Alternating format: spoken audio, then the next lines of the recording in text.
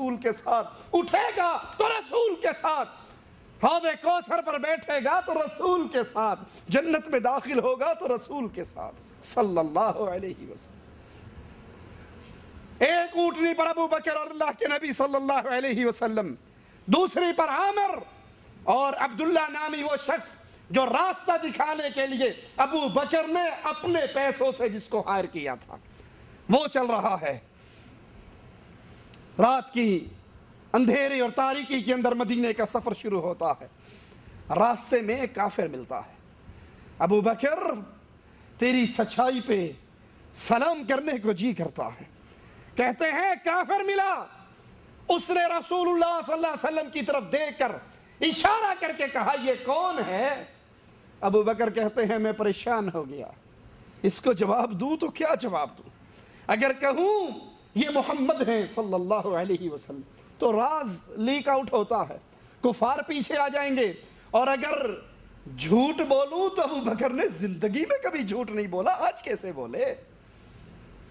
کہا میرے دل میں آیا، میں نے کہا یہ راہ دکھانے والا ہے، راستے کا رہبر ہے۔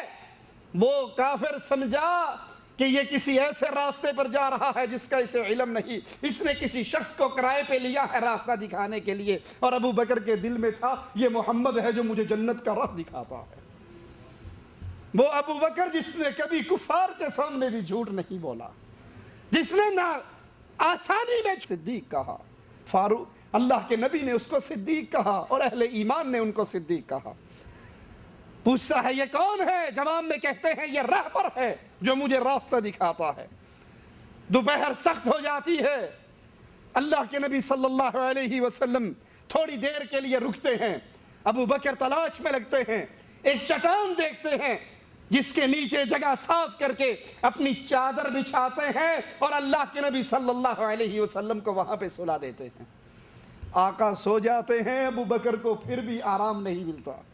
کہا جب نبی آرام کے لیے لیٹ کے، میں نبی کے لیے کچھ تلاش کرنے کے لیے نکلا، ایک چرواہا نظر آیا جس کو پیسے دے کر میں نے اس کی بکریوں کا دودھ نکالا، ایک برتن پہ کپڑا باندھا، اس چرواہے کے ہاتھ دھلائے اور پھر اس برتن میں دودھ نکال کر میں نے محمد الرسول اللہ کو پلایا صلی اللہ علیہ وسلم۔ پھر اٹھے اور چلے۔ راستے میں سراقہ ملا، کافر سردار جو پیچھے سے تلاش کرتا ہوا، ڈھونڈتا ہوا، کیونکہ کفار نے اعلان کیا تھا جو ان دونوں کو تلاش کر کے لائے گا زندہ یا مردہ اس کو اتنے اونٹ انعام ملیں گے۔ یہ سراقہ دوڑتا ہوا، ابو بکر صدیق کہتے ہیں جب میں نے اس کو دیکھا میں نے کہا اے اللہ کے حبیب یہ اللہ کا دشمن آ گیا۔ کہا یہاں تک کہ ہمارے اور اس کی سواری کے درمیان چند نیزوں کی جگہ رہ گئی، بہت قریب پہنچ گیا، میں رونے لگ گیا۔ میں نے کہا آقا مجھے اپنی جان کا ڈر نہیں ہے، اے محمد کریم میں آپ کی جان کو خطرے میں دیکھ کر رو رہا ہوں، یہ اللہ کا دشمن ہمارے قریب ہو گیا۔ اللہ کے نبی صلی اللہ علیہ وسلم نے اس کے لیے بد دعا کی، اے اللہ تو جیسے چاہے ہماری طرف سے اس کے لیے کافی ہو جا۔ کہا اس کا زمین سخت ہونے کے باوجود اس کا گھوڑا پیڑ تک زمین کے اندر دھس گیا۔ اس نے کہا میں واپس لوٹ جاتا ہوں، میرے لیے دعا کیجیے میں اس عذاب سے بچ جاؤں، میں واپس لوٹ جاتا ہوں، اور نہ صرف واپس لوٹتا ہوں، اس راستے میں جتنے آئیں گے ان کو بھی واپس لوٹا دوں گا کہ اس راستے میں محمد کریم صلی اللہ علیہ وسلم نہیں ہے۔ آپ دعا کرتے ہیں وہ پھر آزاد ہو جاتا ہے، واپس لوٹ جاتا ہے۔ 17 رمضان 2 ہجری مارکہ بدر برپا ہوا، قریش کو شکست ہوئی، جنگی قیدی آئے، اللہ کے رسول صلی اللہ علیہ وسلم نے اپنے صحابہ سے مشورہ لیا ان قیدیوں کے بارے میں کیا کیا جائے۔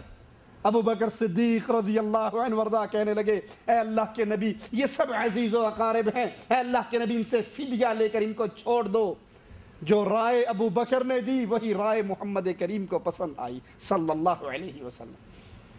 اس غزوہ کے اندر ابو بکر صدیق رضی اللہ عنہ وردہ اللہ کے نبی علیہ السلام کے ساتھ، اور آپ کی حفاظت کی ساری ذمہ داری ابو بکر صدیق نے اپنے ذمہ لی۔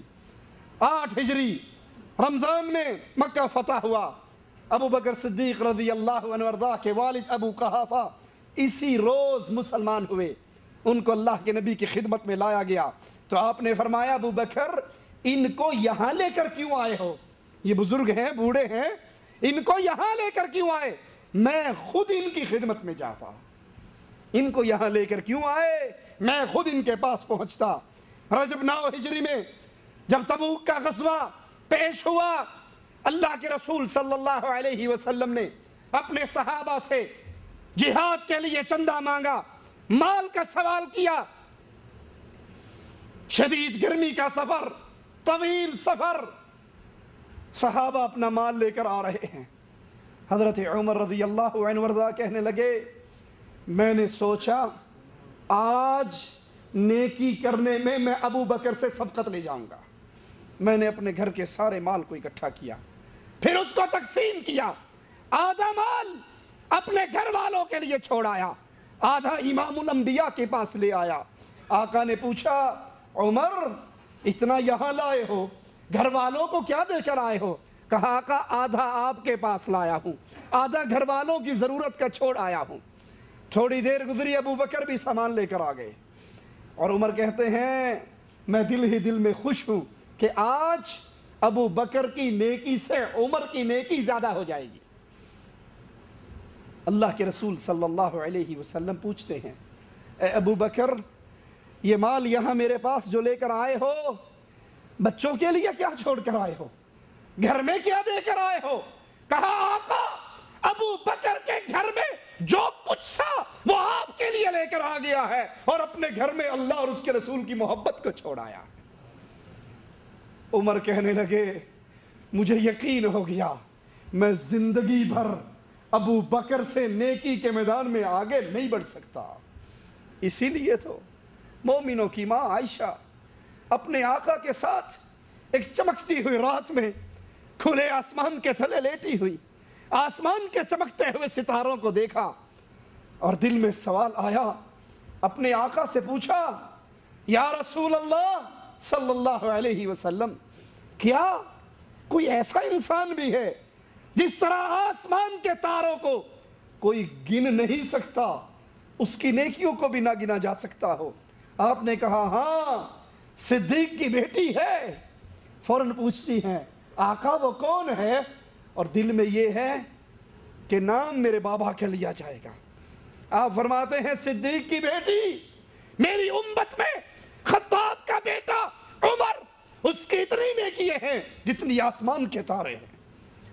فوراً کہتی ہے یا رسول اللہ صلی اللہ علیہ وسلم میرے بابا ابو بکر کی نیکیاں کہاں گئی؟ میرے بابا کی نیکیاں کہاں؟ عمر کی نیکی اتنی ہے، میرے بابا کی نیکی کہاں؟ آقا مسکراتے ہیں، کہتے ہیں عائشہ پوچھتی ہے صدیق کی نیکیوں کا اور پیمانہ بناتی ہے آسمان کے تاروں کو. آسمان کے سارے تارے صدیق کی غار میں میرے ساتھ گزاری ہی رات میں سے ایک نیکی کے برابر نہیں ہو سکتے. اسی لیے حضرت عمر کہا کرتے تھے عمر کی عمر بھر کی نیکی ایک طرف اور ابو بکر کی رسول کے ساتھ غار میں گزری ہوئی راتوں کی ایک نیکی ایک طرف، اس کے برابر نہیں ہو سکتی. کہتے تھے ابو بکر عمر کی عمر بھر کی نیکی لے لو اور اپنی اسے ایک نیکی کو مجھے دے دو. وہ ابو بکر صدیق رضی اللہ عنہ وارضاہ. اسی سال فرضیت کا حج کی فرضیت کا حکم نازل ہوا اور اللہ کے نبی صلی اللہ علیہ وسلم نے حضرت ابو بکر کو امیر حج بنا کر روانہ کیا. 11 ہجری 29 سفر کو رسول اللہ صلی اللہ علیہ وسلم موت والی بیماری میں مبتلا ہوئے.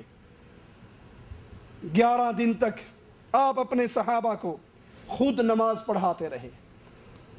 11ویں دن عشاء کی نماز کے وقت اللہ کے نبی صلی اللہ علیہ وسلم کی کمزوری اتنی بڑھ گئی، عشاء کی وضو کے لیے 3 مرتبہ کوشش کی، بے ہوش ہو گئے اور پھر ہوش آنے پر کہا جاؤ ابو بکر سے کہو مسلمانوں کو نماز پڑھائے.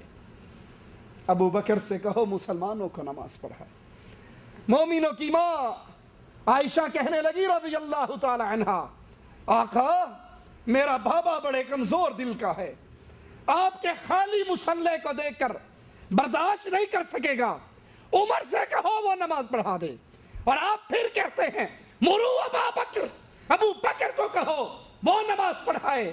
مومنوں کی ماں عائشہ پھر کہتی ہے آقا عمر سے کہہ دو، اور نبی پھر کہتے ہیں ابو بکر سے کہو نماز پڑھائے۔ اور آخر میں کہتے ہیں اللہ، اس کا رسول اور اہل ایمان اس بات میں راضی نہیں ہوتے کہ ابو بکر کے ہوتے ہوئے مصلے پہ کوئی اور چڑھ جائے۔ محمد کا مصلہ ملے گا تو ابو بکر کو ملے گا۔ یہ کہنے والوں، علی ولی اللہ وصی رسول اللہ خلیفۃ بلا فصل، نبی کا اصل خلیفہ بلا فصل وہ صرف علی ہے۔ یہ کہنے والوں کہ ابو بکر نے علی کی خلافت چھینی، عمر نے علی کی خلافت چھینی، عثمان نے علی کی خلافت چھینی۔ ارے خلافت چھیننے کی بات کرنے والوں، جب نبی کہہ رہے تھے ابو بکر سے کہو مصلے پہ کھڑا ہو جائے، علی نے اس وقت جا کر کیوں نہ کہا آقا یہ کس کو امامت دے رہے ہو، یہ اپنا نائب کس کو بنا رہے ہو؟ حسنین کریمین نے کیوں نہ کہا، عباس نے کیوں نہ کہا، اہل بیت نے کیوں نہ کہا، انہوں نے کیوں آواز نہ لگائی، ابو بکر کو کیوں مصلے پہ کھڑا کر رہے ہو؟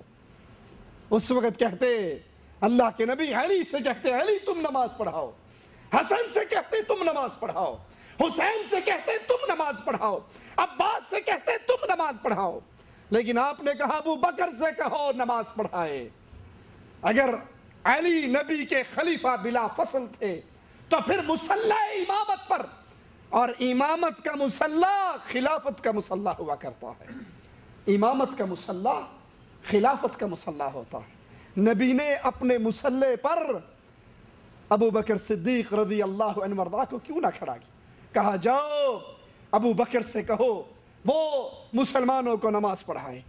اور آخری دن وفات کے دن اللہ کے نبی صلی اللہ علیہ وسلم نے فجر کی نماز ابو بکر صدیق کے ساتھ ادا کی۔